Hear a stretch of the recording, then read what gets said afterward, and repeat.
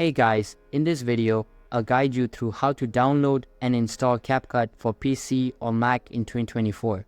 Alright, so let's begin with the video. To install the CapCut app on your Android device, start by opening the Google Play Store.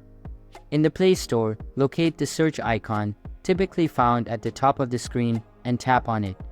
In the search bar, type in CapCut. You should see the CapCut app appear in the search results. Once you find the app, click on it to open its details page. Here, you will see an Install button. Tap on Install to begin downloading the app. The download and installation process might take a few minutes depending on your internet connection speed. After the installation is complete, you will be able to open CapCut directly from the Play Store by tapping on the Open button, or you can find it on your device's home screen or app drawer. This will allow you to start using CapCut to create and edit videos right away. So that's basically how to download and install CapCut. So that's all for this video. If you find it helpful, consider subscribing and giving this big thumbs up. And I'll catch you in the next one. Thanks.